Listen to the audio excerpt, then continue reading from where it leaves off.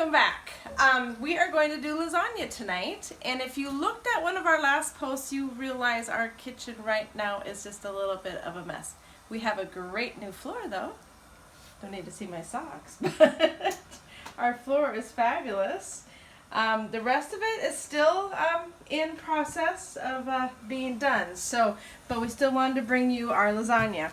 So we ground some ground beef, we added in some onion, and now I'm just kind of waiting for the onion to get a little bit softer. We didn't make our homemade noodles this time, but one of my favorite gluten-free pasta noodles is the tinkyata. I think that's how you say it. May or may not be. I always call it the rabbit noodles. Every single one has a little picture of a bunny or two on there, and they're either blue or pink. So far though, these don't get overcooked. They taste, in my opinion, just like regular pasta, if a person remembers what that tastes like. A couple different ways you can do this. You can either cook your pasta noodles in the hot water that I'm going to dip mine in, or you can just lay them once you put your base down. You can lay them in the juice if you use enough sauce. Now if you use enough sauce, then they will soften as they cook because you're going to cook this for an hour. I like to just be on the safe side and just cook them just a tad bit in the water. Okay, now I'm going to add these to the boiling water, and I just kind of hold it a little bit. It'll start to soften here quickly because it's boiling. And then you just slowly add those in there without trying to burn yourself. I kind of rotate just so they don't all stick on top of each other, and that's always fun to try to get them all apart.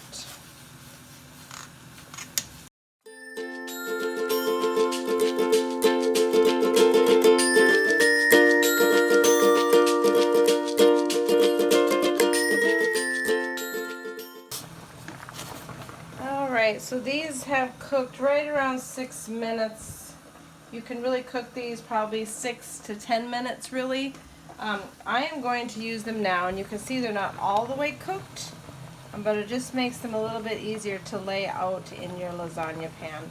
And these will continue cooking when you put them in the oven with all the sauce. So now we are just using, instead of making my own sauce, we're going to just use classical. That's something that we've used these quite a bit, is the roasted tomato and garlic, and then mixing it with the sweet basil. And I'm going to just put these both right in here with the hamburger. And then I'm just going to mix that in there together. Alright, now I'm going to start the lasagna. So you want a fairly deep pan. I have a white roaster pan that I use a lot of times too, but this one is kind of nice. So it'll just need to be deeper so you can fit all of the layers. So your first layer is going to be of your hamburger. And you're going to want to put a thinner layer on the bottom.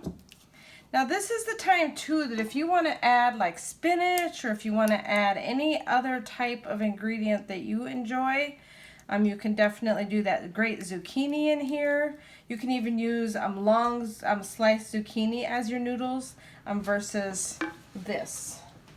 I like to use ricotta cheese in mine, so I will just take a little chunk out of here and mix it in.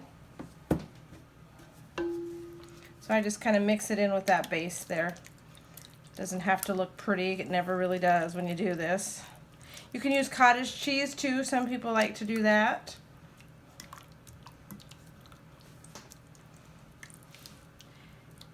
And then this summer, when we have like fresh tomatoes from the farmer's market, I will make my spaghetti sauce that is absolutely phenomenal, and then using that in this lasagna just makes it that much better.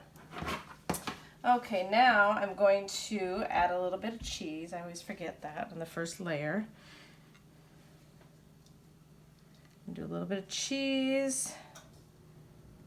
We have a mix of like a 5 pepper cheese and then a 3 or 4 just white cheese type mix. It's going to be your provolones, your Asiago, Parmesan, things like that.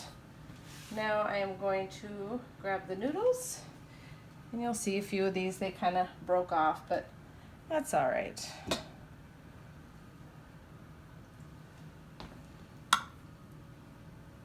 Smush those together to get one more in here. Kind of just layer them in there, make sure they sink in. And you can find some of your broken pieces if you can, and put those in there. And then you want to generously layer sauce over the top of this.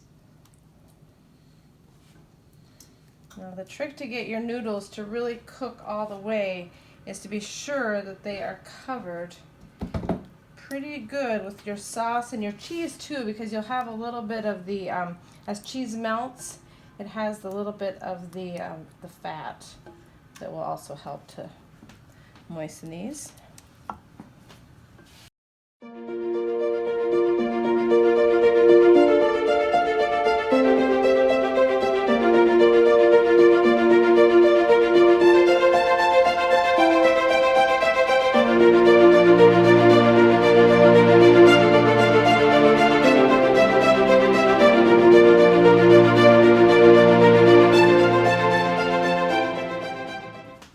Again, we're going to cover it with the sauce.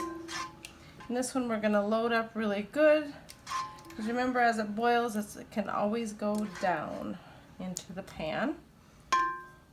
And then this top layer is the one that's important if you're not completely cooking your noodles, is to be sure that you have this, because you're not going to have another layer now on top of this.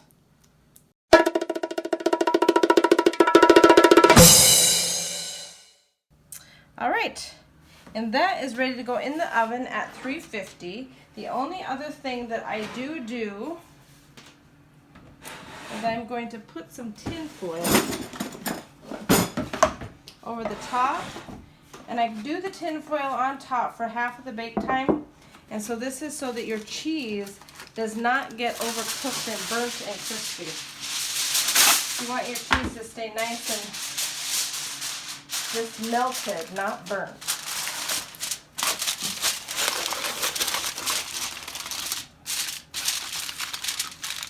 And then the other thing you can do, if you want to save your oven from being the drippings that go over a lot of times, is you can also add a cookie sheet to the bottom of your oven, and that will catch all of the overspill as it cooks. All right. 350, 1 hour. See you at dinner.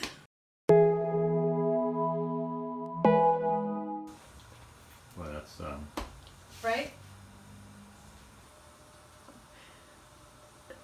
Should I go? yeah, it's going.